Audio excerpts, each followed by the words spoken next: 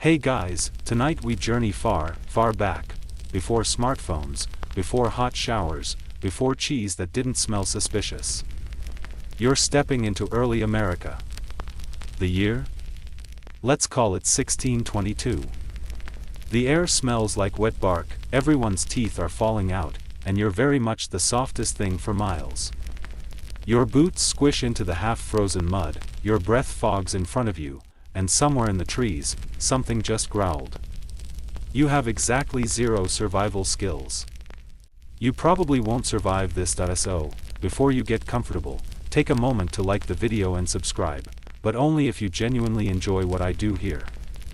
And drop your location and local time in the comments. I love seeing where everyone's tuning in from. Now, dim the lights, maybe turn on a fan for that soft background hum, and let's ease into tonight's journey together.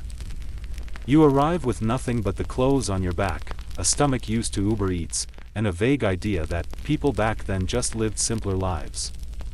Simpler, sure, but mostly because they died faster. The first thing you notice is how cold it is. The kind of cold that doesn't flirt, it commits. There's no central heating, not even a fire nearby, because you haven't built one. You haven't built anything that you're standing in a semi-cleared patch of forest that some optimistic settler called New Providence, though it looks more like wet miserable tree patch. Your breath is visible. Your fingers are already going numb. The wind slices through your clothes like you offended it personally. Someone hands you a crude iron axe, already rusting, and points at a tree. Go on, we need 12 more logs by nightfall. You raise your arms, gently, because your shoulder's not really up for axe swinging, and start chopping. It takes 6 minutes before you develop a blister. It takes 20 before you hit your own boot. Fortunately, it's too cold to feel it yet. Historians still argue whether the average European colonist knew how unprepared they were for this brutal environment, or if they were just collectively in denial. What we do know: the Jamestown settlers, for instance, were largely gentlemen, men who'd never worked a day with their hands. Their survival rate in the first year? Well under 50%. You, with your desk job and ergonomic keyboard, are right on trend. Around you, the early settlement isn't quite the postcard you imagined. There are maybe a dozen half-finished huts, most of them leaning, and one sad-looking garden plot where a pumpkin froze mid-growth. A dog runs past, it looks like a wolf's sketchy cousin. You wonder if it belongs to someone or just follows humans for their meatier parts. Now let's talk about shoes. You're wearing reproduction 17th century boots, which is to say, leather sacks with laces. Zero arch support. Less waterproofing than a paper towel. You try to adjust them and realize your hands are too stiff to untie the knots. Welcome to early American frostbite, a condition, a curse, a way of life. You're offered lunch, which turns out to be a wooden bowl of corn mush and one dry herring. Not a whole fish, a half. The cook shrugs. Rations are short. You try to smile, but it tastes like wet cardboard and ocean floor. Salted fish was a staple food at the time, and you begin to understand why people wrote entire letters home just to complain about it. As you finish chewing, slowly, cautiously, someone casually mentions that the stream where you just washed your face is downstream from the latrine pit. Oh. Well. That explains the taste. The sun starts to dip alarmingly fast. There's no street lighting. No torches, even. Nighttime is just dark. Full dark. Animal sounds in the distance dark. A cow moos, but you swear it sounds threatening. You start assembling your shelter. Which is generous. It's really more of a lean-to, sticks, bark, hope. There's no insulation, no door, and the floor is bare dirt. You find an old wool blanket, scratchy enough to exfoliate your soul, and try to create a makeshift bed of straw. It's crawling with something. You pretend you don't notice. As you curl up, the cold wraps around you like a judgmental ghost. You think of your mattress at home, memory foam, probably. Here, your memory foam is just a memory. Someone next to you sneezes violently. No one says, "Bless you," because they're all just waiting to see if it turns into something contagious. A real 17th century mood. The silence is broken by creaking trees, far-off howls, and the occasional cough. Everything smells vaguely of smoke, damp wool, and salted despair. You lie there, wrapped in your coat and regret, realizing there is no bathroom, no electricity, and no plan for tomorrow. Remember how you used to say you wanted to live in simpler times? Well, tada.o, and here's a quirky historical tidbit for your trouble. Early settlers sometimes tried to make candles out of bacon fat. Yes, you could light it and technically see, but your home would smell like pork and soot, and the rats would party like it was 1699. As you finally drift off, one eye open, 1 foot half frozen, you wonder, how did anyone survive more than a week like this? Answer, many didn't. You wake up stiff, cold, and definitely not well rested. Your limbs feel like they belong to someone else, someone recently buried. The sun is just peeking over the treetops, and already someone is shouting. Something about logs, roofs, and those lazy newcomers, which, you now realize, includes you. You sit up and your back cracks so loudly that a nearby chicken flaps away in fear. Everything hurts. The straw you slept on has left interesting patterns pressed into your face, and you're 70% sure something laid eggs in your hair overnight. There's no mirror, but judging by the way people avoid eye contact, you're a sight. No time for reflection, though. Literally. No mirrors, and no one cares how you look. The priority today, build a structure that doesn't collapse if someone sneezes near it. You're told to gather materials for your cabin, which is generous terminology for 4 walls and a roof that pretends to be waterproof. You're handed a saw. It's duller than your modern sense of irony. Your job? Cut enough logs to build 1 wall. 1. Each log weighs about as much as a vending machine and is shaped to maximize inconvenience. As you drag your first tree trunk into position, a man nearby starts slathering mud between already stacked logs. "That's your mortar," he says with the pride of someone who's never been to Home Depot. You dip your hands in the mud. It's freezing and squishes between your fingers like something alive. You smear it between 2 logs. It immediately drips out. The man just shrugs. It'll freeze into place. Fun fact, many early American settlers relied on wattle and daub, a building method involving woven sticks and mud. It sounds rustic and folksy, until the rain comes. Then it's just soggy sadness and the occasional wall collapse. Historians still argue whether the settlers genuinely believed these homes could endure the seasons, or if they were simply desperate. By mid-morning, you've raised exactly 1.5 walls. You wipe your brow dramatically and look for applause. Nothing. Just more shouting, more axes swinging, and someone's baby crying like it's auditioning for a horror movie.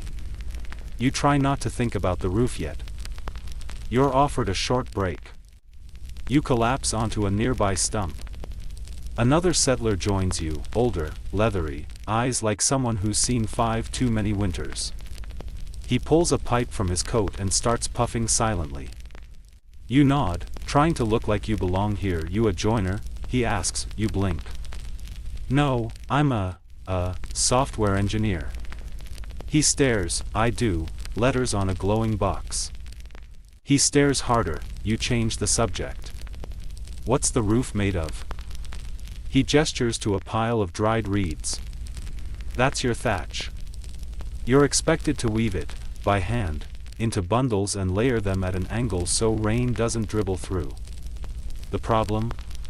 It's already drizzling, and your hands are so numb they feel fictional.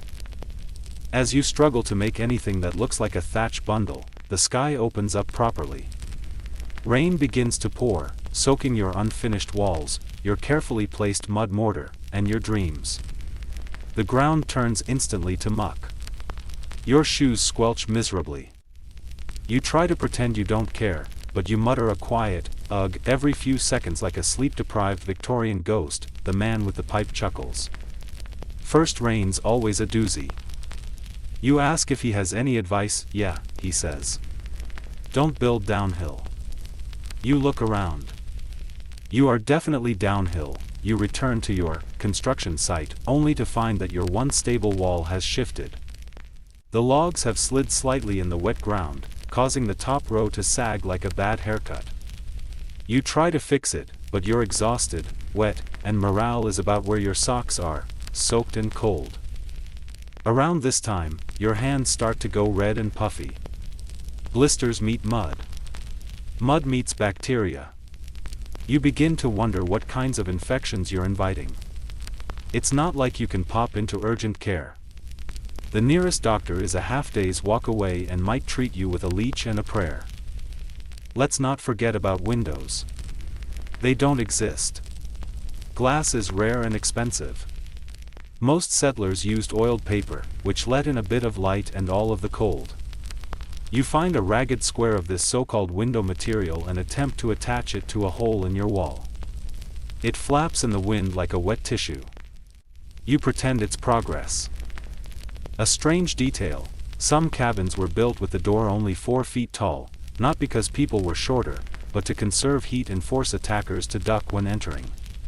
You test this theory by trying to walk through the frame you've assembled. You smash your head on the top beam. Congratulations, you're both historically accurate and concussed. By evening, your cabin looks like something a child might make from Lincoln logs during an earthquake. It leans ominously to one side. The roof is half thatched. The floor is still just dirt. Someone suggests throwing down pine branches to sleep on, as insulation. You grab some and discover they poke more than they cushion. You're offered another meal, this time boiled turnips with a side of regret. You eat in silence, staring at your disaster of a home. Smoke curls from better-built cabins nearby. Laughter echoes from one. You're starting to hate them. Here's your quirky tidbit of the day: some colonists stuffed their walls with moss, animal hair, and even rags to try and keep the wind out. You consider sacrificing your only dry sock for insulation, then immediately regret the thought. You might need it for warmth. Or a pillow. As night falls, you crawl into your muddy structure and wrap yourself in your scratchy blanket. Rain taps the half roof, and wind whistles through every gap. You roll over, trying to find a dry spot. There isn't one. Your eyes close. You whisper to yourself, only 300 more days till summer. Morning comes not with the chirping of birds but with the wet plop of something landing on your face, rainwater, maybe. Or a mouse.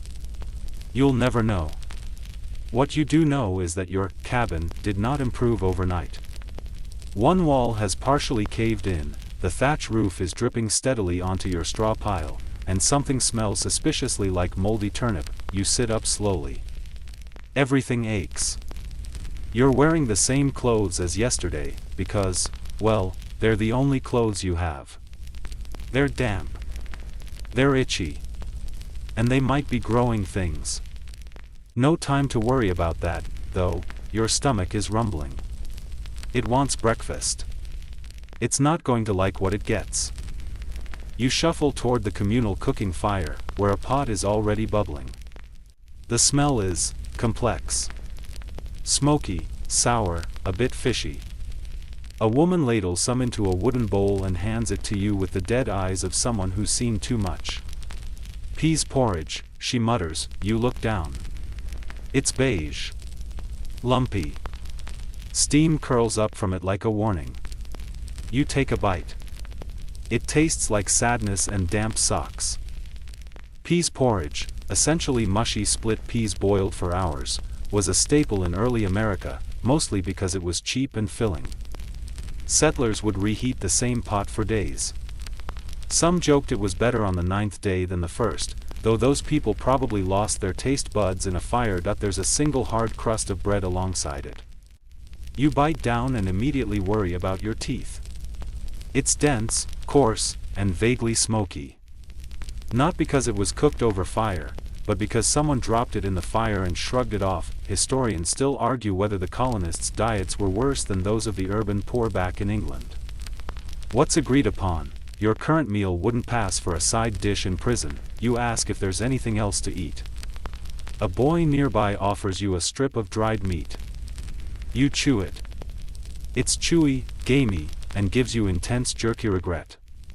That's possum, he says. You nod like that's normal. Later, you learn that salted cod was one of the only consistently imported foods, packed tightly in barrels and so oversalted that it could outlive the people eating it. You get to try some for lunch. It flakes apart like an old book and tastes how low tide smells. Still, it's protein. On good days, colonists had cornmeal, beans, squash, and root vegetables. On bad days, which is today, they had moldy bread, boiled roots, or nothing at all. You're lucky to eat twice. Many went days without food, especially during the starving time in Jamestown, when people ate leather, rats, and, rumor has it, worse, the porridge settles heavily in your stomach. You try to convince yourself it's comforting. It is not, but perhaps dinner will be better. You overhear someone talking about meat pie. You perk up. Later, you find out that meat pie means a wooden bowl filled with doughy crust and something that may or may not be rabbit. There are no spices. Just meat. And despair. Fun fact, colonial pie often referred to anything baked into a crust to stretch a meal. Sometimes it was pigeon, sometimes squirrel, sometimes eel. Basically anything catchable that didn't bite back too hard. You begin to fantasize about butter. About eggs. About a single strawberry. No one here has ever even heard of a strawberry in May. They eat what they grow and preserve what they can. Salt is king. Sugar is a myth. Midway through your foodless afternoon, you're asked to help with the smoking shed, where strips of meat hang from hooks over smoldering coals. You enter and immediately begin coughing. The smoke clings to your clothes, your hair, your soul. The meat looks like something you might feed to a werewolf. Inside the shed, flies are ever present. You wave them away. They come back. You try not to think about what's crawling on the meat when no one's watching. You try not to think about anything. The most unsettling part. You're actually one of the lucky ones. You have a hut, a blanket, a meal. Many new arrivals in early America had nothing, just a patch of land and a prayer. Those who survived the first winter were often those who could stomach the food, or had a friend with a slightly better hut. That night, your dinner is a watery broth with 3 beans and what might be a chunk of root vegetable. The cook shrugs. We ran out of salt pork. Again. As you sip it, someone brings up a rumor that the nearby stream might be cursed. Couple folks drank from it, got the flux. The bloody flux, also known as dysentery, was common and deadly. You consider the stream water you drank earlier and quietly make peace with your intestines. Here's a weird but true tidbit. Some settlers believed that eating roasted onions could cure the flu. Others swore by garlic and vinegar tonics. You'd try it. If there was any garlic, or vinegar, or any flu left uncaught, you scrape your bowl clean. You're still hungry. As darkness falls, you sit by the fire. Someone starts play a fiddle, a rare moment of joy. The music is wobbly and slow, but oddly soothing. A child claps. A dog howls. You almost forget that your socks are frozen and your teeth hurt. Almost, you fall asleep hungry. Again. Your dreams are filled with cheeseburgers and the quiet hum of a refrigerator. The next morning, the weather feels like a punch to the face. The cold is even worse today, and you quickly realize why people started the day with hard work, because it was the only thing that kept them warm. You're still wearing the same clothes, and the only part of your body not numb is your jaw from grinding it all night, imagining a warm bath or maybe even a heated blanket. Neither exists. Not here, not for you. You trudge through the mud to the cooking fire, where someone is attempting to make a stew.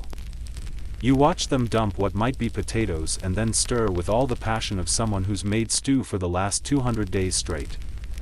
You stare at the pot with a vague sense of dread. Your stomach growls, not for food, but for something to distract it from its constant emptiness. The stew turns out to be a grayish-brown mess with a few chunks of root vegetable and what can only be described as meat-like substance. The cook doesn't look at you as they hand you a bowl. Don't ask questions, they warn, you don't. You can't, you swallow, but it's mostly air. You try to chew, but it's not food, it's a statement. A statement that says, this is what you get when nature doesn't want you around. Did you know that the settlers of Jamestown, most of whom arrived expecting prosperity, ended up suffering so badly from malnutrition that they resorted to eating leather shoes, rats, and in some cases, each other? Historians still debate the extent of the cannibalism, but one thing's for sure, food scarcity was a killer. You may be complaining about your tasteless stew, but at least it isn't a fellow settler. As the day stretches on, you get caught up in another building project. This time, it's a fence. One of the settlers insists it's essential for protecting the settlement from roaming wolves and unfriendly native tribes, though, considering you can't even build a roof, the fence may be a bit ambitious. You're given a shovel to dig post holes. You take it, but it might as well be a sledgehammer, considering how hard the ground is. Each time you strike the earth, a piece of your spirit seems to shatter. The ground resists you, as if it knows you don't belong here. The dirt is thick, packed tightly from the incessant rain, and the shovel feels like it's trying to rebel against you. Maybe you should just give up and dig with your hands. As you continue digging, you feel a strange tugging in your chest. You miss the comforts of home, an actual bed, a warm shower, food that you don't have to dread. You try to focus on the task at hand. You try to think about how satisfying it will be to finish this post hole, to see something you've built actually stand. But then you look at the other settlers, struggling just like you, and realize no one's really building anything that will last. By mid-afternoon, you're sore, covered in mud, and uncomfortably aware that the entire settlement smells like wet earth, wet wood, and wet despair. You stop for a moment, letting your body rest and your mind wander to the past, your home, your bed, a place that's warm and where you can be comfortable. A fleeting thought, really. In a place like this, comfort is a luxury. Luxury is something you can't afford. Not when survival is your only job. Someone nearby offers you a bit of news. There's talk of a raid from the natives. The word raid hangs in the air like smoke. Your stomach drops. Natives have been a constant source of fear for settlers, who, despite desperately needing their knowledge of the land and crops, often viewed them as hostile. The paranoia around these raids is intense. A strange, unsettling tension begins to settle over the camp. You hear hushed whispers of what to do if an attack happens. Where to hide, what to grab. A strange calmness fills you. It's not the calm before the storm, it's the calm of having given up on survival altogether. You return to work, your shovel heavy in your hand, and your thoughts muddled by the fear and exhaustion you feel in equal measure. The settler next to you coughs violently. The cold, wet air mixed with disease makes a dangerous cocktail. A flu or fever could finish you off faster than the raiders. In the distance, a strange figure appears. Someone runs to greet them, and you watch curiously. You can't make out their face from this distance, but their walk is purposeful, determined. Another settler comes running toward you, their expression grim, their back. They whisper, nodding toward the figure. They've found some supplies. Your heart quickens. Supplies. Anything that will get you through the next few days. You've seen the smoke rising in the distance, and you wonder if it's from raiders, or if it's just another settler, making a desperate bid for survival. Food. Weapons. Medicine. If they've got anything, even scraps, it could mean the difference between life and death here. The figure arrives, and with them, hope. A handful of salted meat, a bit of dried fruit, and, strangely, a bundle of corn. Someone yells, "The corn! The corn's ready!" The settlement perks up, buzzing with new energy. You, however, can't shake the suspicion that this moment of relief will be short-lived, and just like that, it's over. The excitement fades, and you return to your post hole, mindless of the fact that you may have just eaten your last meal, or that your next might be someone else's last meal. The sun sinks lower. You feel tired, so deeply tired. The chill in the air is getting worse. You can hear the wind whistling through the trees like it's mocking you. As you make your way back to your shelter, you wonder whether you'll even survive until morning. Morning arrives, and you can feel the cold on your bones even before you open your eyes. It's the kind of cold that settles deep, making your joints ache before you've even moved. You lie there for a moment, wishing you could just stay still, if only for a few more hours. But your stomach, ever the tyrant, demands you rise. You pull yourself out of your bed, which, at this point, is more like a soggy nest of straw than anything remotely comfortable. The mud floor is cold beneath your bare feet. The world outside your hut is even colder, a thick fog hanging over the settlement, adding an eerie layer to an already bleak morning. The wetness in the air coats your skin like a film, and you briefly wonder if you'll ever feel truly dry again. The camp is quieter than usual today. Perhaps it's the fear of another potential raid. Or maybe it's the constant exhaustion, creeping into every corner of the settlement, making the energy feel thin. You glance over at the fields, muddy, underproducing, and unimpressive. Whatever crops were supposed to be planted aren't doing well. The ground doesn't give much, and everything seems stunted, as though even nature is unsure of what to make of all this. The work feels endless, there's always more to do. After the mess of the last few days, you're tasked with reinforcing the makeshift fence that you began a couple of days ago. The posts are crooked, leaning as if they, too, have had enough. There's a new sense of urgency, though. The settlers keep talking in low, anxious tones, all of them pretending not to feel it, the fear of something coming, of not being ready, of possibly failing. They're watching you, watching everyone. They're all waiting for something. You don't want to know what it is, but you do. By noon, your hands are blistered and sore, the mud still clinging to you like an unwanted companion. You're beginning to think that maybe this life isn't something you can get used to. Maybe it's just about getting through. It's not living, not really. It's surviving. You notice how the other settlers look. Tired. Thin. Their eyes wide with the kind of exhaustion that doesn't come from lack of sleep, but from lack of hope. And that's the thing they don't tell you in all those history books, the sheer, soul-crushing weight of just trying to make it from one day to the next. The idea of home starts to slip away from you now. It used to be a place, a feeling. But now, it's something distant, like a dream you almost had. You think about it for a moment and then force it out of your mind. You can't afford distractions right now. You can't afford anything that isn't survival. Later, someone mentions that they've caught a wild boar, a rare and impressive find, and it's enough to get the camp buzzing again. Boar meat is a luxury, something more than salted fish or the remnants of stale bread. But even the boar comes with a cost. Someone has to cook it. Someone has to butcher it. You stare at the carcass as it's dragged over to the fire, trying not to think about how many steps away you are from being the one who'll butcher it. You wonder, not for the first time, how many more steps you'll take in this direction before the line blurs completely. The boar is roasted slowly over the fire, its scent filling the air. For the first time in days, your stomach feels more than just hunger, it feels like anticipation. But you know better than to get too hopeful. The meat is rationed, passed around in small portions to everyone. Even the most generous settlement can't afford to be wasteful. There's just enough for you to feel the warmth of it, but not enough to let you forget the gnawing hunger that's never truly gone. At dinner, you sit with a small group of settlers. The conversation is strained, quiet. Everyone eats, but no one speaks much. You take the opportunity to study their faces, marked by time, hardships, and endless worry. They look older than their years. You wonder how long they've been here, how long they've been doing this. It's impossible to say. You eat in silence, aware that every chew might be your last real meal for a while.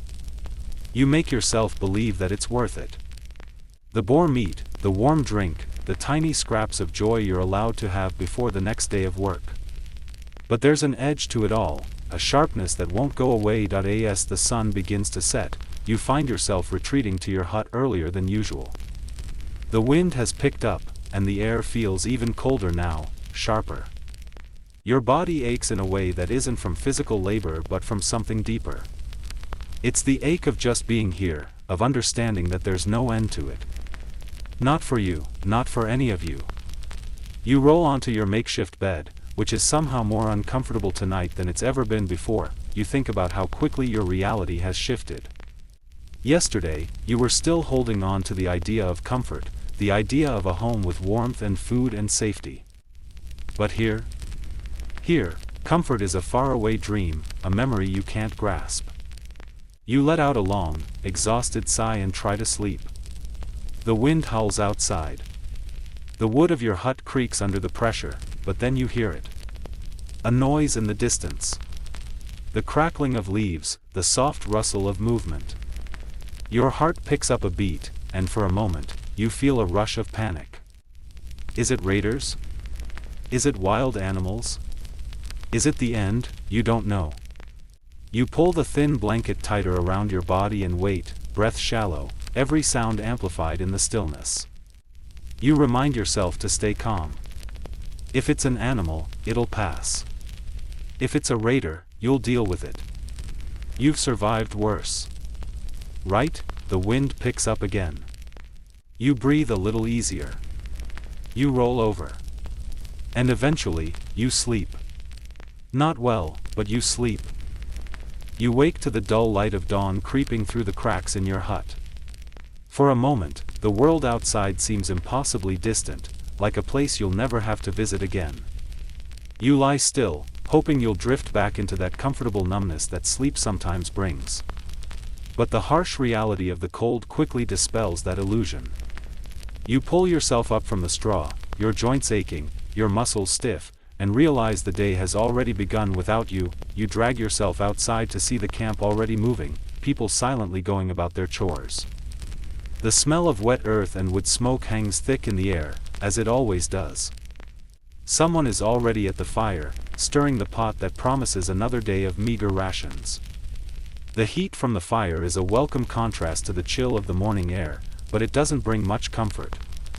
The food in the pot is, as usual, a bland mixture of vegetables and whatever scraps are left from yesterday's hunt. The work today involves building another fence, this time to surround a small vegetable garden that is barely producing enough to feed everyone. The settlers are getting desperate. With the threat of raids always looming, there's an added urgency to the task. You're handed a pickaxe to break through the rocky soil. It's heavy and unwieldy in your hands, but you start hacking away at the ground, your arms screaming in protest. Each strike feels like a weight pressing down on your soul. You think of the settlers who came before you, their bodies now long gone, their names faded from history. They too must have felt this weight, the constant struggle against nature, against the land that refused to give up its bounty. And yet, they fought on. And you're here, doing the same. There's something humbling in that, though it doesn't make your back feel any less sore. As the day stretches on, you become aware of the fact that everyone is moving a little slower than they did before. The food supplies have dwindled to nearly nothing. The last remnants of the salted boar have been consumed, and the corn, though a welcome sight, isn't enough to feed everyone. You overhear a conversation about foraging for wild roots and herbs. It's a sad joke, really. Foraging was supposed to be a supplement, not a lifeline. By midday, you're at the edge of the camp, digging in a patch of land to plant a few last-minute crops. It's a dismal process. The soil is too compacted, too wet, and the ground seems to push back with every attempt you make to break it open. You work slowly, your body moving on its own, out of habit. Your mind drifts. Shouldn't it be easier by now? Shouldn't the land just give up a little more of itself? But it doesn't. Instead, all you get is mud. And exhaustion. And the creeping certainty that it's never going to get easier. At least not for you. Then, just as you're about to give in to the growing sense of hopelessness that's been building inside you, someone rushes up with news. There's a stranger approaching from the woods. The camp falls silent. For a moment, You wonder if it's a raider, someone with a blade, intent on robbing you of the meager possessions you've managed to hold on to, but then, the figure comes closer, and you see the details. It's not a raider. It's a man, haggard and thin, his clothes ragged. He's holding something in his arms, food. Real food. The camp erupts in murmurs of disbelief. The stranger has brought berries, wild game, and bundles of dried herbs. It's an unexpected windfall, and for a moment, hope flares up in your chest. You stare at the stranger, wondering where he's come from, what his story is. He looks like someone who has seen the worst of things, just like you. You're handed a bowl of berries, and as you take the first bite, you feel something you haven't felt in a long time: pleasure. The sweetness bursts in your mouth, and you savor the moment, even though you know it's fleeting. It's hard to overstate the significance of this. This simple act of generosity could mean the difference between survival and starvation. In a place like this, where every day feels like a battle, small victories, like berries, are treasures. You're not sure how long the stranger will stay, but for now, you don't care. The berries, the wild game, they fill the immediate need.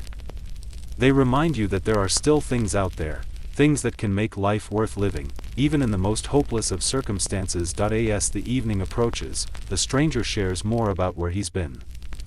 He speaks of a nearby settlement, one that's even worse off than yours. The people there are starving, desperate, barely clinging to life. You listen, feeling a knot tighten in your stomach. How much longer can anyone survive this? The night falls quickly, and the wind picks up. The fire crackles, and you huddle near it with the others, sharing stories in low voices. The fear of what's to come is always there, just beneath the surface, but tonight, you have something to look forward to. The food, the stranger's company, even the warmth of the fire are small comforts, but they feel monumental in this place. As you lie down later that night, your stomach finally satisfied, you realize something: survival isn't about living comfortably. It's about enduring. It's about finding small moments of relief, even when they're fleeting, and holding on to them as tightly as you can. Tomorrow will be just as hard as today. But for now, you can sleep, at least, with a full belly and a faint glimmer of hope. The morning comes far too quickly, but you don't mind it as much today. Your stomach, though still gnawing for more, feels a little fuller than it has in weeks. It's an odd feeling to have a moment of reprieve, even if it's brief. You lie in bed for a few extra minutes, letting the sound of the camp waking up drift through the walls of your hut. The wind has died down, leaving the air unnervingly still. When you finally step outside, the camp is alive with movement, but the energy is different. There's a slight sense of optimism that wasn't there yesterday. The stranger's gifts have done wonders for the morale. The berries, the wild game, and the herbs have reinvigorated everyone. Even the cook seemed to move with more purpose, whipping up the meager rations with an enthusiasm you haven't seen in weeks. Still, there's work to do. There's always work to do. Your muscles are sore, and your hands still bear the marks of the past days of digging and labor, but you push through. You can't afford to stop now, not when there's a glimmer of hope on the horizon. The crops, the fence, the foraging, all of it needs attention. There's no time for rest, no room for complacency. Today's task is rebuilding the shelter near the fire. The roof has sagged under the weight of the rain, and a few of the walls are leaning precariously, threatening to collapse. You work alongside several other settlers, each of you focused on your individual tasks. There's something oddly comforting about this, working in silence, side by side, as if this shared labor is the glue that holds the camp together. You've begun to know the rhythm of the place. You know how to pace yourself, how to move in sync with the others. Despite the discomfort, despite the endless effort, there's a strange sense of camaraderie that comes with it. You all share in the hardship. Everyone here is doing the same thing, surviving. No one is getting ahead, but no one is falling too far behind either. By midday, the shelter is beginning to take shape again, the new roof beams propped up and covered with whatever materials you can scrounge from the surrounding area. It's not perfect, but it's functional. The work feels like a small victory, something tangible that you've built with your own hands. You're not just digging into the dirt anymore. You're shaping it, molding it into something that might last. There's another break in the routine today, something that's starting to feel rare. The stranger, who you learned is called Ezra, gathers a small group of people for a meeting. He's been talking about the other settlement he came from, and it sounds like things are only getting worse over there. They've run out of food, and they've been forced to forage deep into the wilderness. Some of them have even gone off on their own, searching for supplies. There's talk of abandoning the place entirely. The group listens closely, murmuring among themselves. Some nod, others frown, uncertain about what to do. It's clear that Ezra's warning is taken seriously, but the thought of leaving everything behind is terrifying. You've worked so hard to make this place, this camp, something that can sustain you. To leave it all behind would mean starting over from scratch. And in this environment, starting over could very well mean dying. After the meeting, the mood shifts back to quiet determination. There's nothing more to be said. It's clear that no one can afford to leave now, not when there's a chance, however slim, of survival here. Everyone goes back to work, moving with renewed purpose. The afternoon slips by slowly. Your body aches with exhaustion, but you keep moving. You've learned something here, that exhaustion is a constant companion. It never leaves you. But it doesn't stop you either. The day feels longer than it should, the sun lingering in the sky just a little longer than you want it to. The hours blur together as you hammer nails, lift beams, and keep your head down.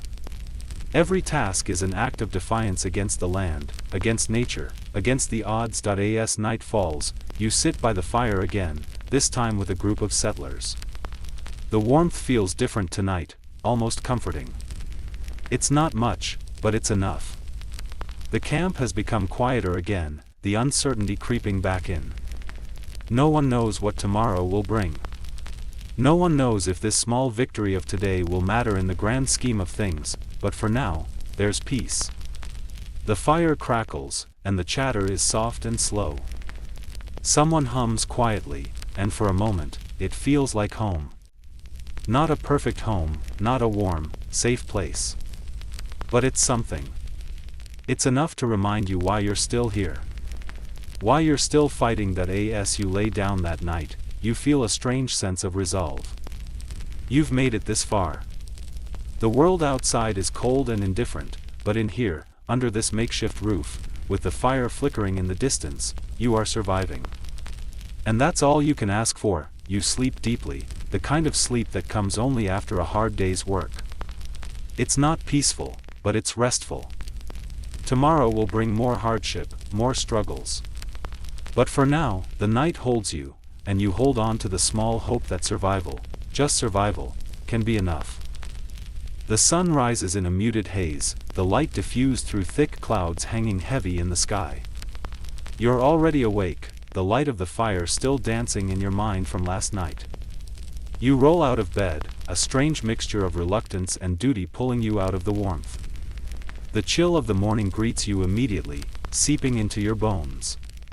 It's a reminder that no matter how hard you try to hold on to the warmth, the world doesn't care. Today's work will be different. The camp is still recovering from the aftermath of the previous days, the raiders, the weather, the food shortages. The shelter is holding up, but there's no time to relax. There's still more to do. More fences to build, more crops to plant, more wood to chop.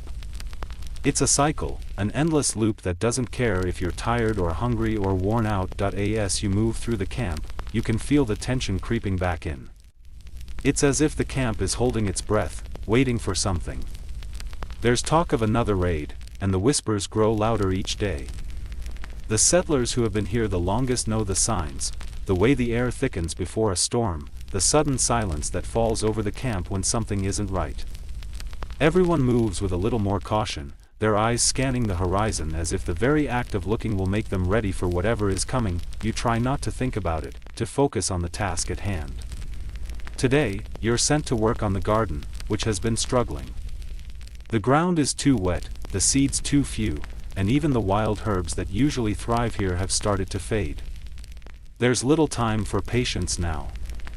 Every second counts, and every movement feels like it has the weight of survival on it. You kneel in the mud, your hands sinking into the damp earth as you pull at the weeds.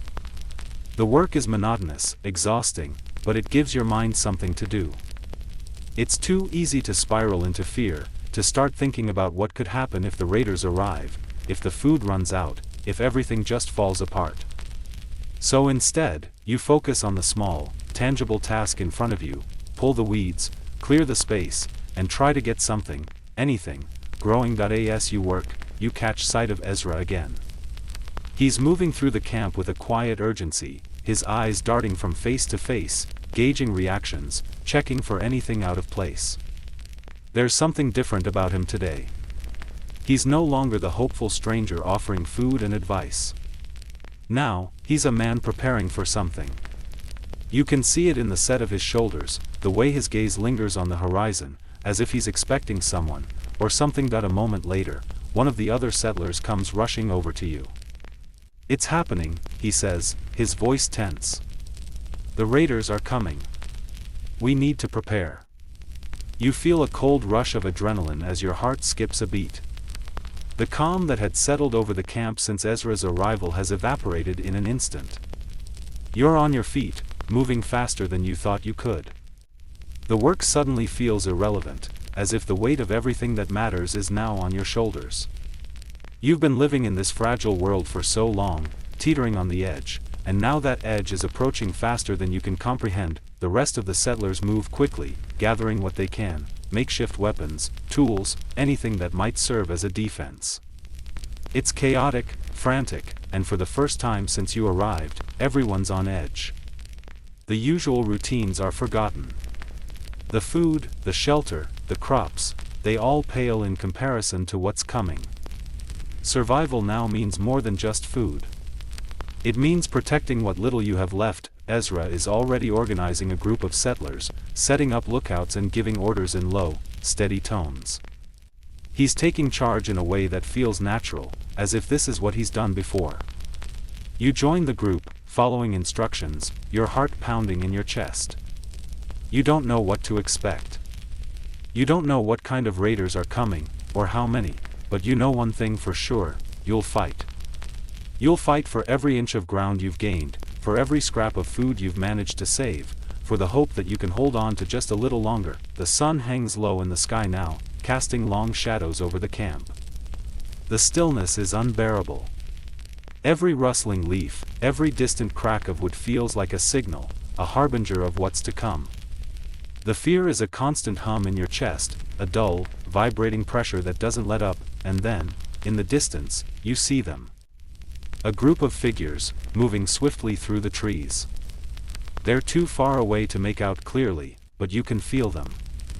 You can feel the tension building in the air as the camp goes silent, every settler holding their breath, waiting for the moment to come. Ezra steps forward, his hand raised, signaling for everyone to hold steady.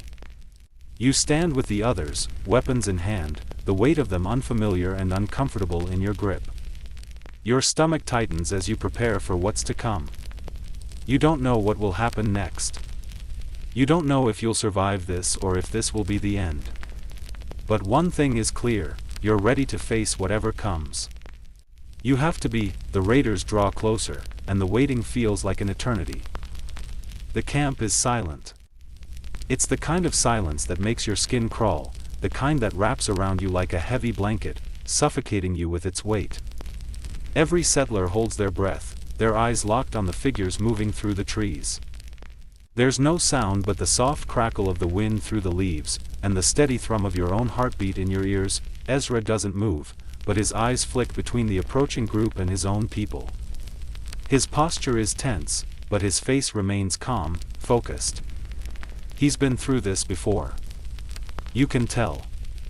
There's a sharpness in his gaze, a readiness in the way his hand rests near the hilt of his knife. You're not sure if it's courage or sheer experience, but it's contagious. You feel your own resolve harden, even as fear claws at your insides. The raiders draw closer still, and you can make them out now, 4 or 5 of them, their forms dark against the backdrop of the trees. They're not dressed in the ragged clothes of beggars or the ornate armor of raiders you've heard of.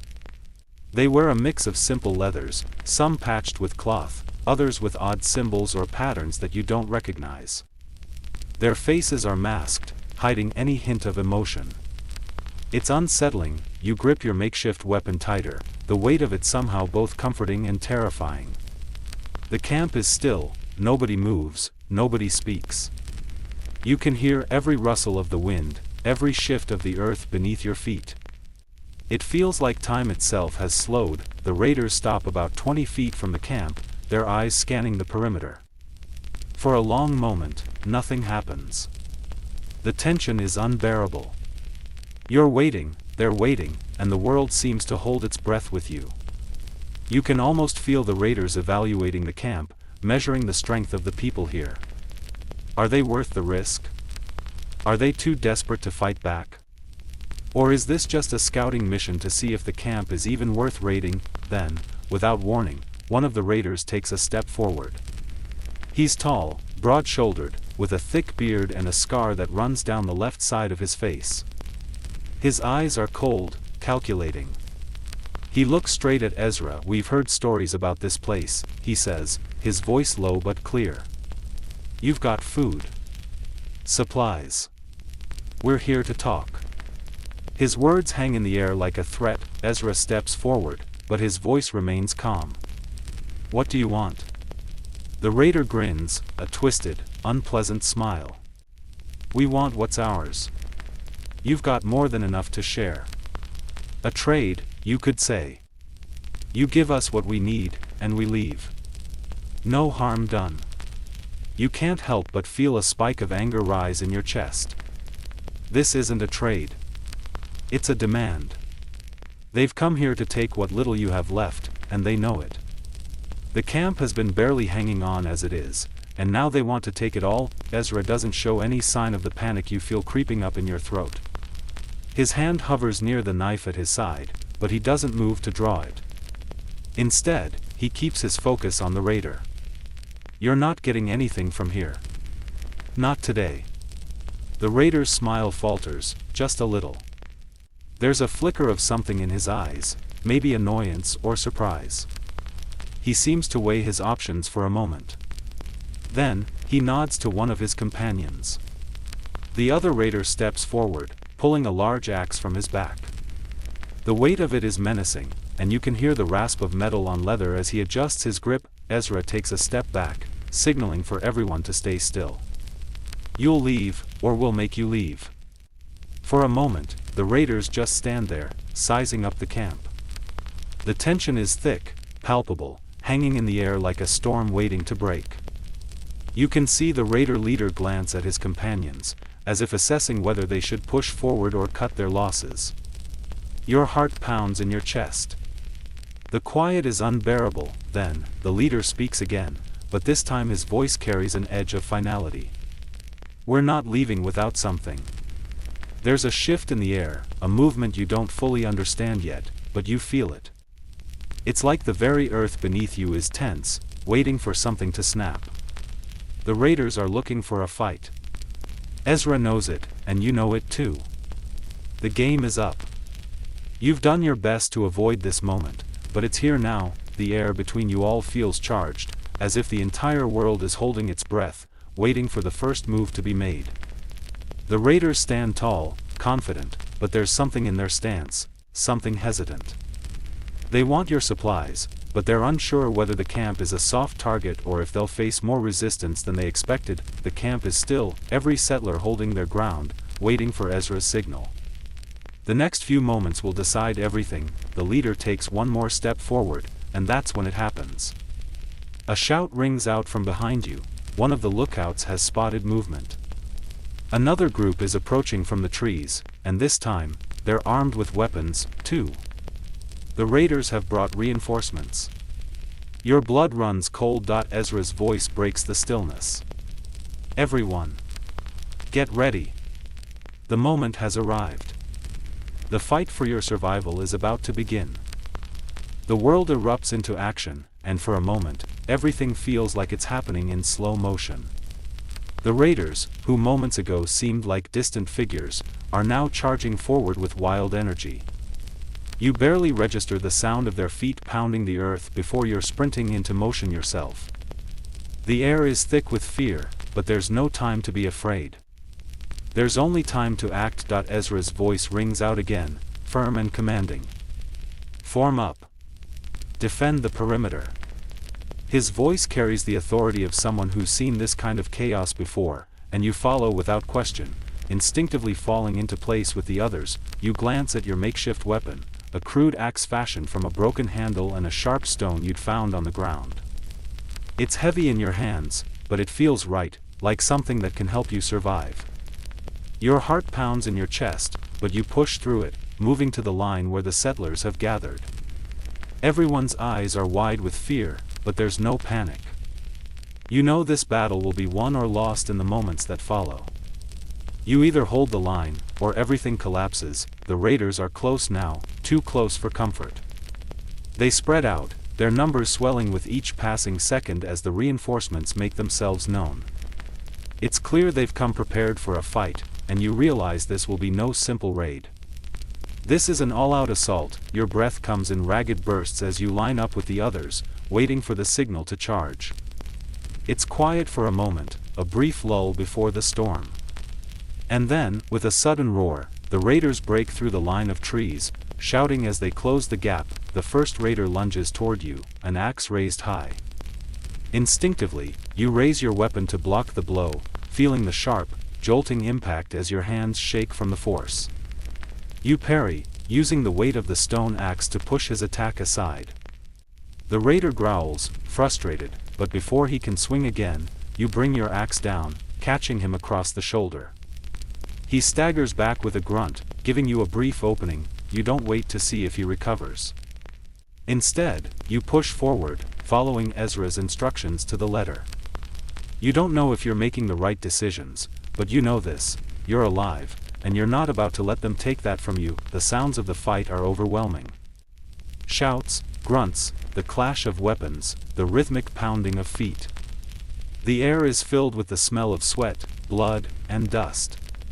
For a few moments, everything is a blur of motion, of fear, of adrenaline.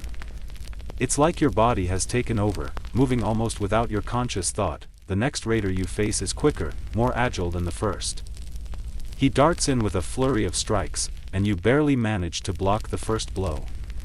But the second catches you off guard, and pain flares across your arm as the sharp edge of his knife grazes your skin. You hiss, but you don't slow down. The cut is shallow. You've had worse. You have to keep fighting. With a quick, desperate move, you shift your weight and dodge to the side, slamming your axe into his side. He grunts, stumbling back, and you don't wait. You strike again, this time catching him in the chest.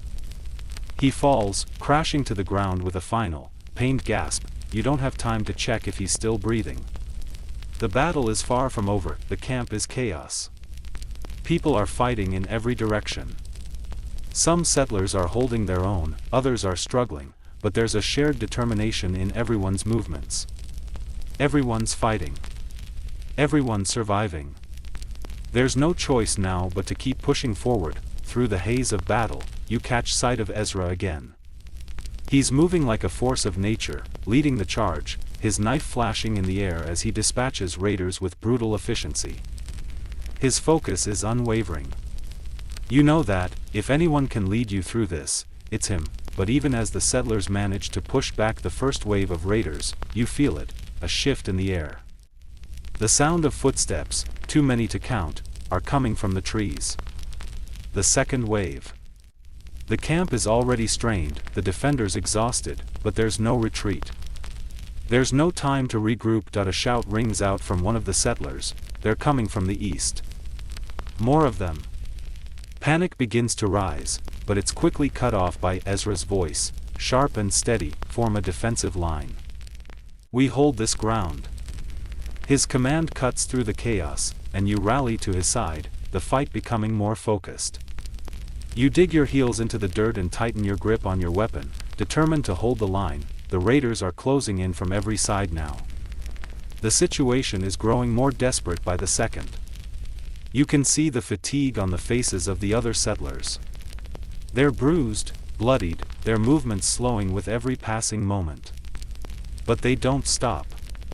None of you stop. As the first raiders charge, you feel the weight of your decision, your choice to fight, to survive, to keep pushing forward despite the odds. And you realize, in this moment, that survival is not just about food, or shelter, or defending against an enemy. It's about the will to keep going, the will to live.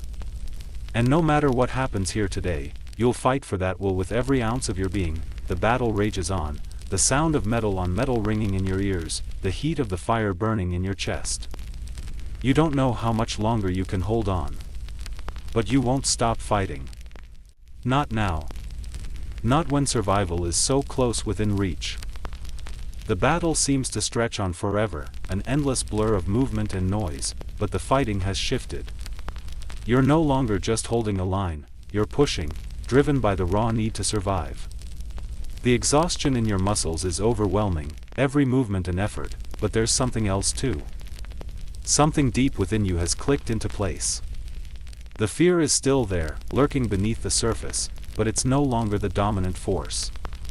Now, it's the adrenaline, the sharp clarity of purpose, the need to protect what you fought for. The raiders are relentless. Every time you think they might be retreating, they surge forward again, their numbers growing as new reinforcements arrive. It's like a wave, crashing over you again and again, and it feels like there's no end to it. The weight of the fight presses down on you, but you force yourself to focus, to keep swinging your weapon, to keep moving. There's no time to think about the pain in your arms, the exhaustion in your chest, the blood that stains the ground beneath you. You catch a glimpse of Ezra again, his figure moving like a shadow through the chaos. He's everywhere, leading, fighting, commanding. There's something almost surreal about the way he moves through the battle, fluid and precise, never faltering. He's the anchor of the camp, the heart of this fight. And for a moment, you feel a surge of something other than fear, hope. If Ezra can keep going, so can you, but that hope is fleeting. The fight isn't over yet, and the raiders aren't backing down. They're taking advantage of every weakness, exploiting every gap in your defenses. They're relentless, and you begin to wonder how much longer you can hold them off. Every inch of ground is hard-won, but it's slipping through your fingers. Suddenly, there's a loud crash, followed by the sound of splintering wood. You whip around, your heart leaping in your chest, but you can't see what's happened. There's too much smoke, too much dust in the air. The camp is chaos, the once organized defense now scattered, everyone trying to hold their ground against a tide that seems too strong to push back. Then, through the haze, you see it, the barricade on the western side of the camp is crumbling. The raiders are flooding through. Someone screams, but you don't have time to look. You sprint toward the breach, pushing through the mass of people, your breath coming in ragged gasps. The weight of your weapon feels heavier now, the effort of the fight catching up with you. But you can't stop. Not now. When you reach the barricade, you see the destruction for yourself. The wooden planks have been torn apart, splintered into jagged shards. The raiders are pushing through, shouting as they charge toward the camp's core. The panic is palpable. Settlers scramble to regroup, trying to form a new line, but it's too late. The raiders are inside. You throw yourself into the fray, swinging your axe at the nearest raider who's charging forward. He's too fast, his blade meets yours, and for a moment, it's a stalemate, both of you locked in a struggle for control. His eyes are wild, a feral look in them as he grins, clearly enjoying the fight. You push back, shoving him off, and deliver a swift blow to his side. He stumbles, but doesn't fall. You strike again, more forcefully this time, and he crumples, falling to the ground. There's no time to feel relief. The next raider is already on you, his heavy axe raised high. You sidestep just in time, narrowly avoiding the blow. You retaliate with a quick strike, but the raider's shield deflects your axe, and he counters with a brutal swipe of his own. You duck, the blade missing by inches, and before you know it, the battle is a blur again. Every moment feels like it could be your last, your focus narrows, your senses heightened, but exhaustion is creeping in. Your legs feel like lead, your arms heavy as if they're filled with concrete. The weight of the fight is starting to overwhelm you, and you feel the fear creeping back in. It's hard to think straight when every part of you is screaming for rest, but there's no time for that now. You have to keep fighting. Amidst the chaos, you spot Ezra once more. He's surrounded by a small group of settlers, his focus unshakable. His movements are swift and efficient, cutting down anyone who comes near. He's not just leading. He's a force of nature in the middle of this storm. Watching him, you feel a renewed surge of energy. If he can do this, if he can stay strong in the face of this madness, so can you. But even as you push forward, the realization begins to settle in, the camp is faltering. The raiders are everywhere now. Some of the defenders are retreating toward the inner perimeter of the camp, their weapons lowered, defeated. You see fear in their eyes, a fear you don't dare give in to. But it's hard to ignore. Your heart sinks when you see one of the settlers you've worked alongside fall. He's caught off guard, a raider's sword slicing through his arm. He stumbles back, blood pouring from the wound, and you feel a pang of guilt, of helplessness. There's nothing you can do for him in the middle of the fight. You can only keep going. You can only survive. The battle rages on, and with each passing second, it feels more and more like the camp is slipping through your fingers. The raiders are closing in on every side. There's no more time to regroup, no more time to retreat. You're in this now, fully. And whether you make it through or not, there's only one thing left to do: fight. A distant, familiar voice calls out, Ezra's voice, steady and commanding, ordering a fallback, a regroup. It's a faint hope, a last-ditch effort to hold on to what little is left. You start to fall back, moving toward the central area of the camp, your muscles screaming, your chest heaving with the weight of every breath. The raiders press in, but you won't let them win. Not yet. The retreat is chaotic but somehow coordinated. You don't think about it, there's no time. The only thought in your mind is to keep moving, keep fighting, and keep your feet steady under you. The world is a blur of motion, and all you can focus on is the rhythm of your own movements, the clash of steel, and the steady thump of your pulse in your ears. Ezra's command cuts through the confusion, clear and firm, telling everyone to fall back to the central fire pit. It's a last-ditch effort to regroup, but it's also a signal that this fight is nearing its end. The outer defenses are broken, and the raiders are flooding in. There's no holding the line anymore.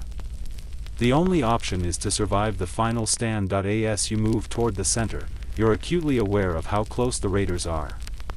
Their presence is like a dark cloud closing in, suffocating the air around you. You hear the cries of your fellow settlers, the sounds of struggle, the thud of weapons against flesh.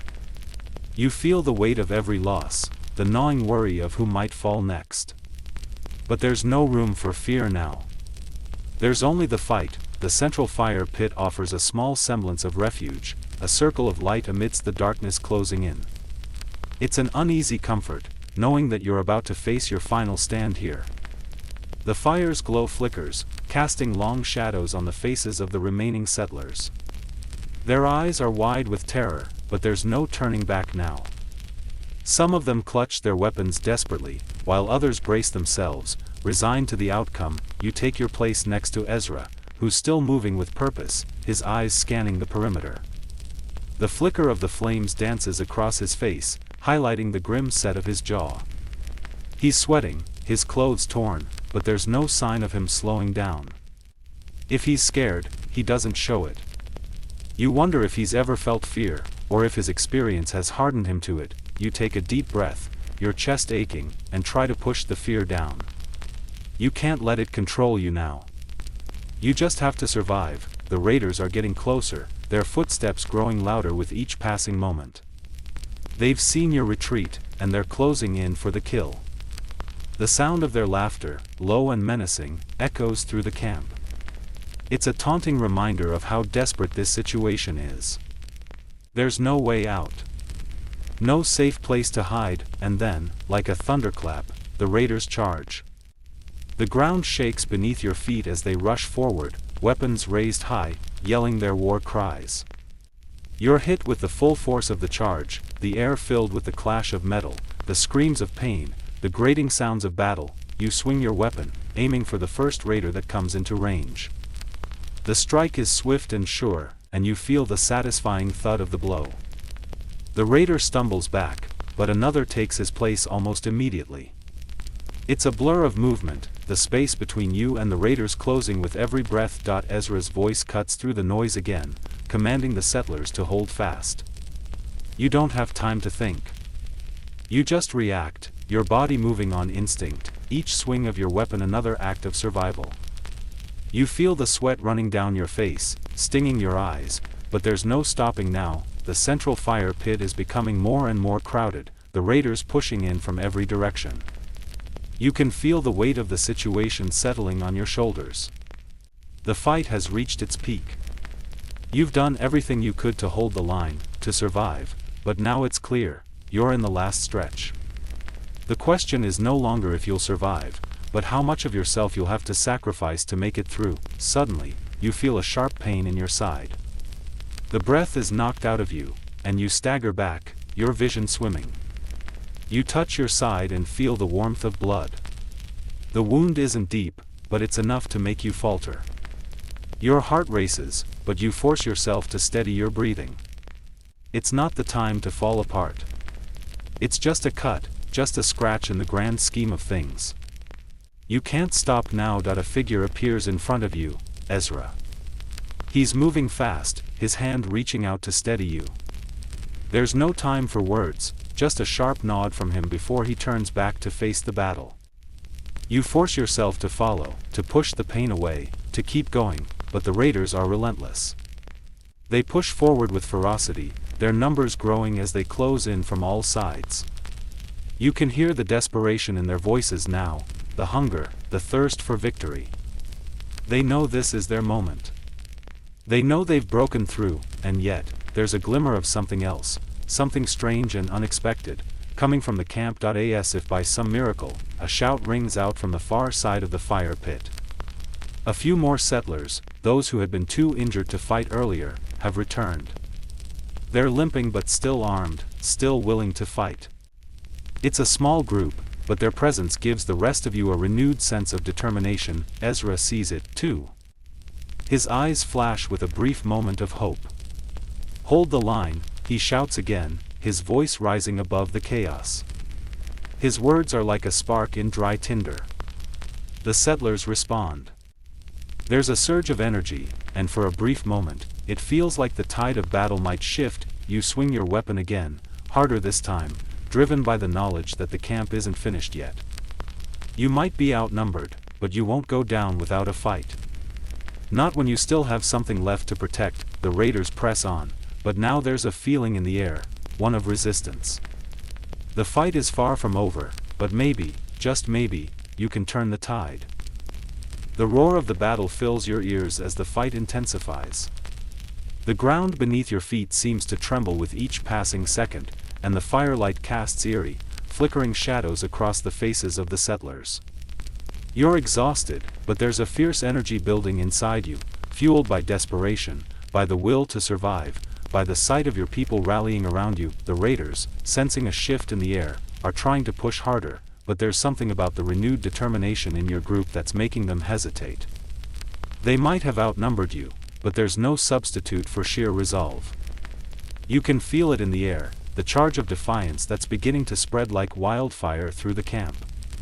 The settlers are no longer just defending, they're fighting back with everything they have. You catch a glimpse of Ezra in the chaos, moving like a shadow among the combatants, his eyes scanning the battlefield for any sign of weakness. His voice rings out, loud and commanding as he calls out orders, directing the settlers with a calm precision that only adds to the growing sense of unity among your group.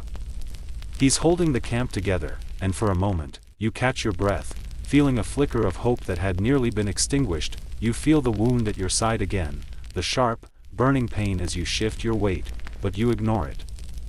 There's no room for injury now.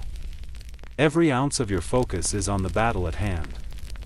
The axe in your hands feels heavy, but in this moment, it feels like the only thing standing between you and the chaos. You swing it with renewed strength, cutting down another raider who charges too close. The blade sinks into his side, and he crumples to the ground. There's no time to consider the grim reality of what's happening. You simply move, one strike at a time. The raiders are relentless, but they're starting to look a bit more hesitant, a bit more unsure. You can see it in their eyes, the realization that this battle won't be as easy as they'd hoped. They push forward, but the settlers are holding firm, rallying behind Ezra's leadership. For a brief moment, you catch sight of a small group of raiders trying to flank the settlement from the left side. It's a risky move, but it's one you can't allow. You signal to Ezra, who nods quickly in acknowledgement. The settlers near you rally together and move toward the left flank, but the raiders are already in position. There's no time to waste. You sprint toward them, your feet pounding the earth, adrenaline pushing you beyond your limits. The first raider you encounter is a large man, his face twisted with fury as he swings a heavy mace at you. You block the blow with your axe, the force of the strike jolting up your arms, but you manage to hold your ground. The raider grins, clearly enjoying the challenge, and swings again.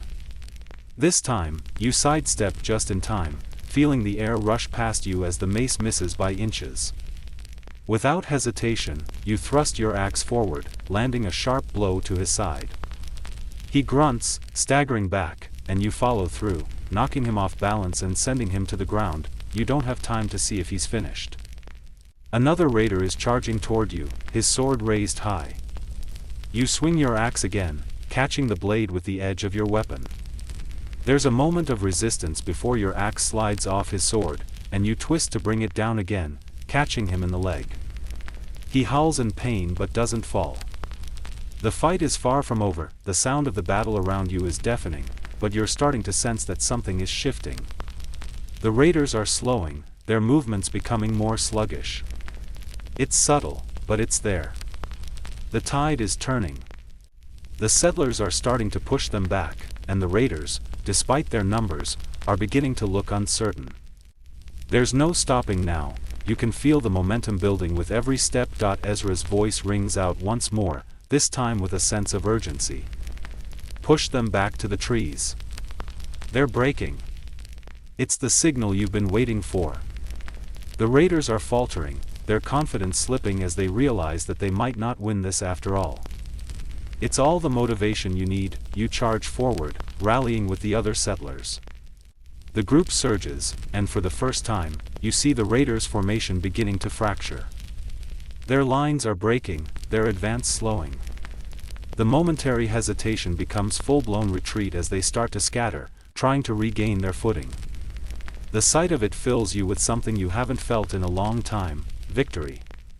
It's a fleeting sensation, but it's enough to push you forward. With every step, the fight feels more like a distant memory, the adrenaline of battle slowly beginning to fade. The raiders are on the run now, scattering into the darkness of the trees, and the settlers are chasing them down, not willing to let them escape. You can hear the shouts of victory rising in the air as the camp regains its footing. The firelight flickers brighter as the settlers gather, weapons still drawn, ready for any further danger. You pause for a moment, taking stock of the scene around you. The camp is in tatters, broken barricades, wounded settlers, and the smell of blood still heavy in the air. But for the first time tonight, there's a sense of calm settling over you. The fight is over. The raiders have been driven off. You look around for Ezra. He's there, his face grim but relieved. His shoulders sag, and for the first time tonight, you see the toll the battle has taken on him. But despite the exhaustion, there's a quiet pride in his eyes. He's led you through this, and you've all survived. Together. As the settlers begin to tend to the wounded and start rebuilding the defenses, you realize that this moment, this fragile peace, is something you've earned. The fight has been long, brutal, and terrifying, but you made it. And for now, that's enough. The quiet after the chaos is unsettling.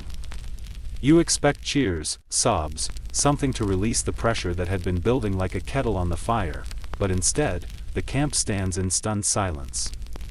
Bodies lie where they fell, both friend and foe, the firelight painting them in a surreal golden glow.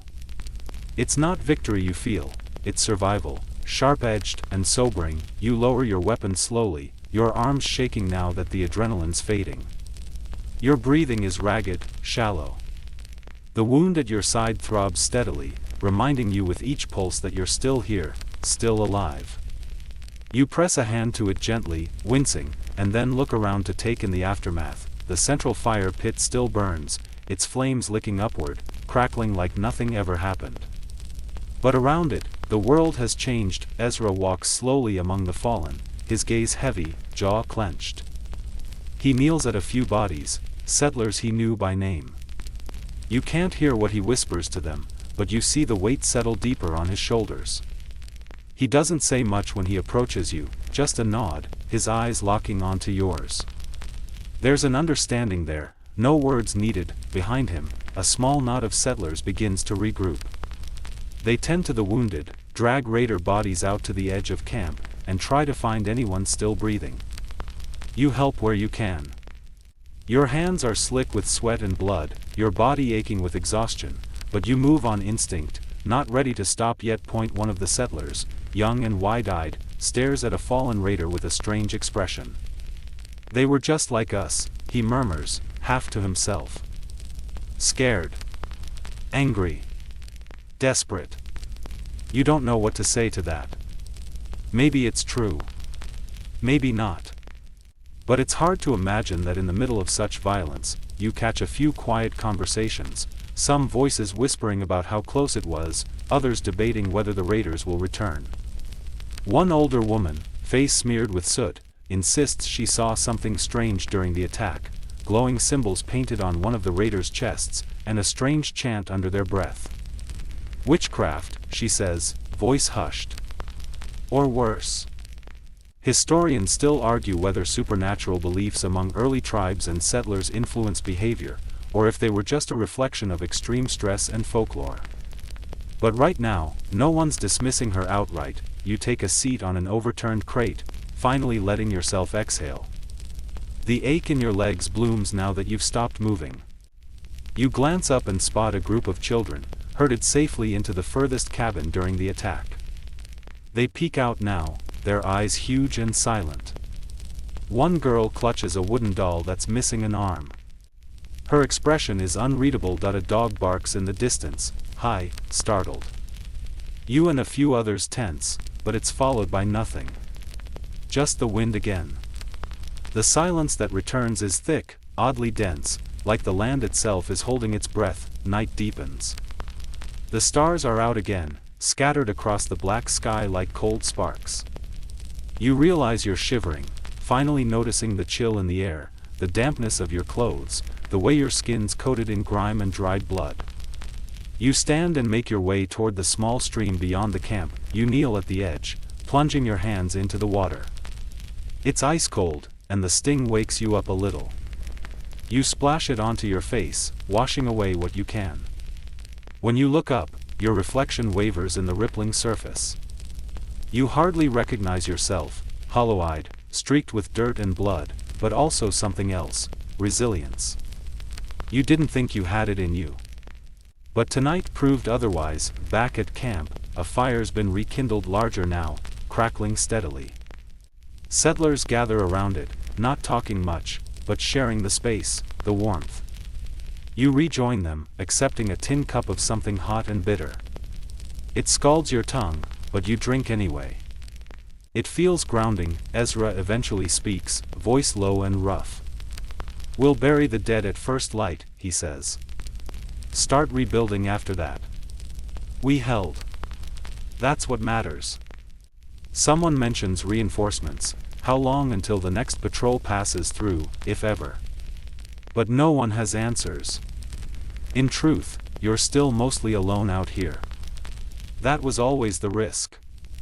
You just understand it more now. Someone else jokes, too soon, that at least they won't complain about the stew anymore.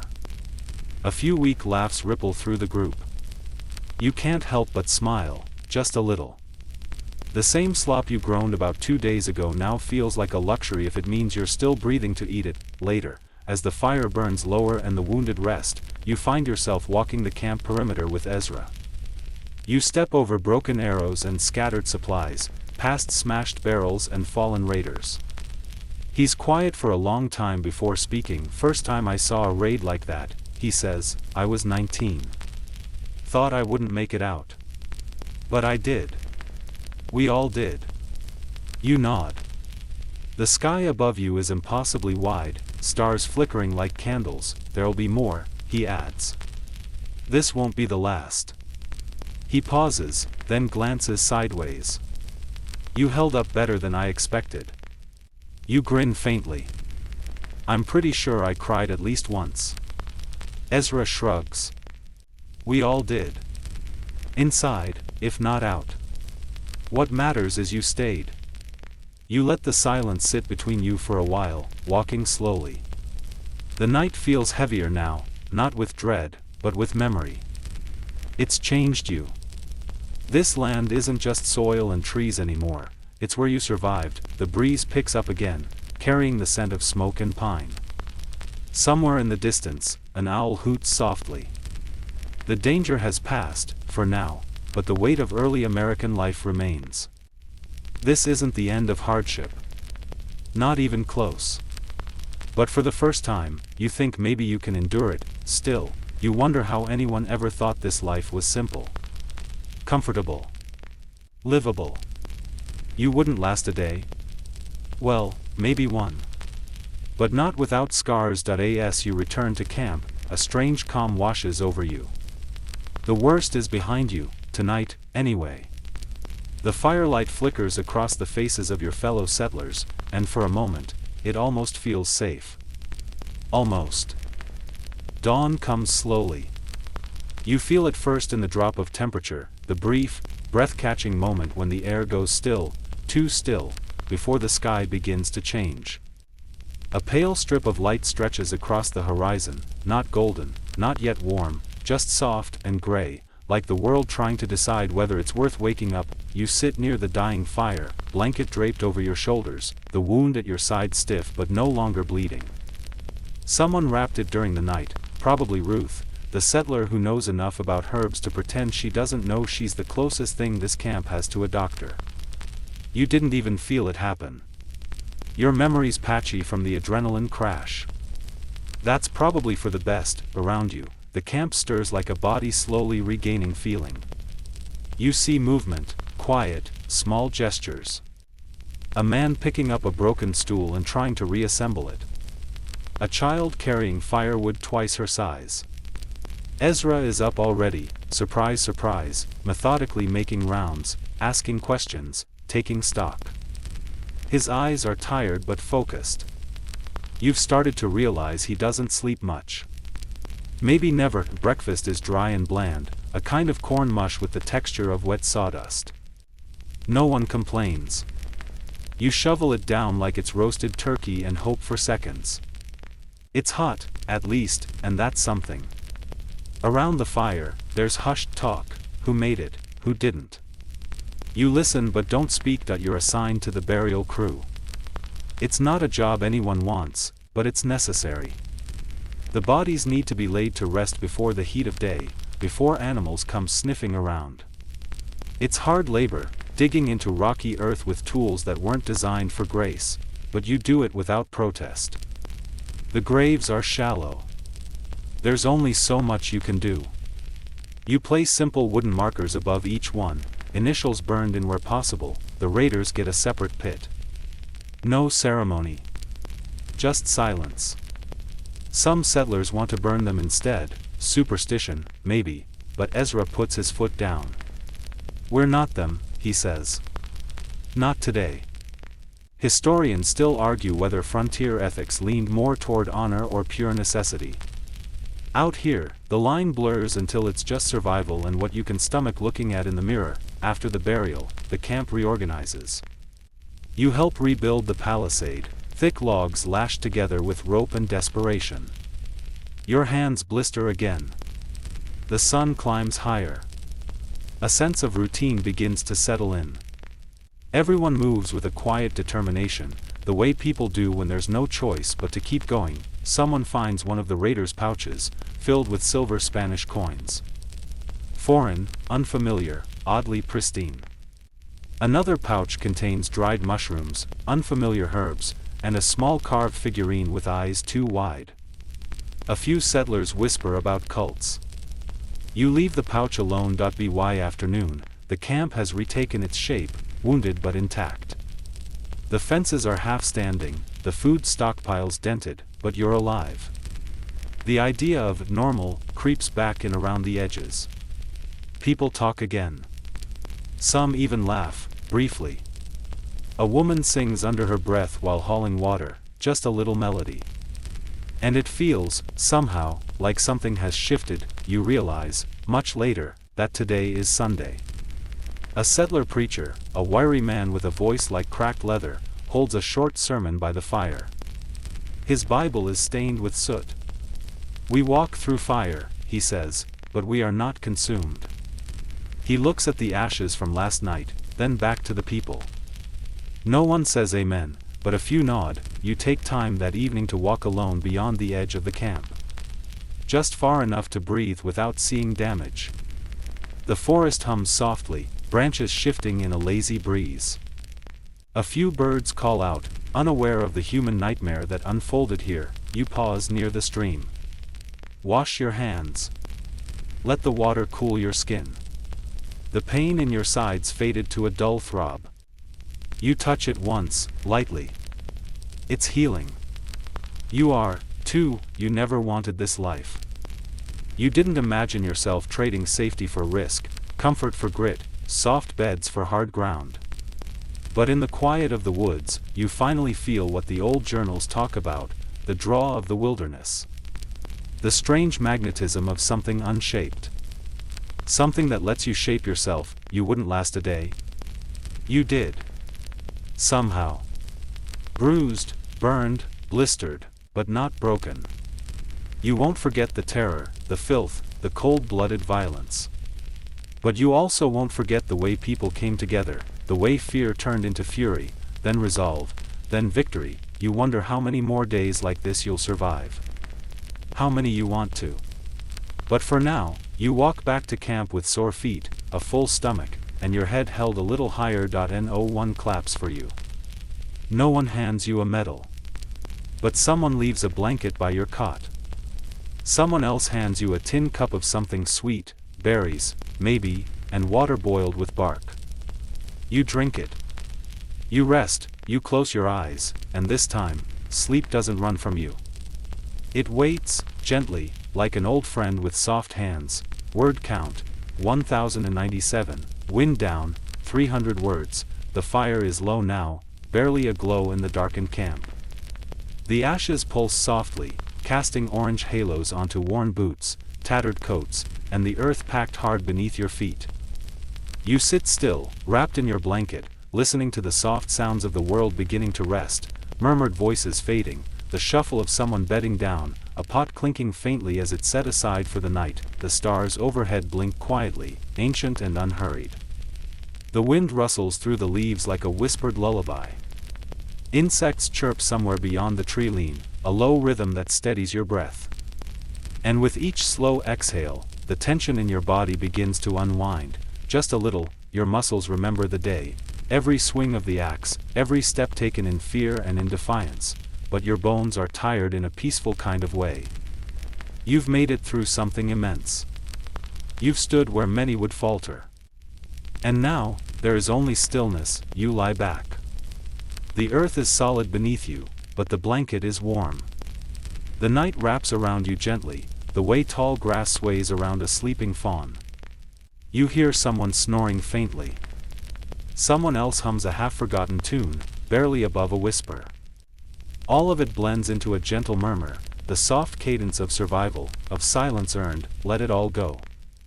The sharpness of the cold, the weight of fear, the sting of loss. You're safe now. Just for tonight. And in this quiet corner of a dangerous world, you can finally rest, close your eyes, breathe deeply, and let sleep carry you far from here. Far from worry, from ache, from history. You made it.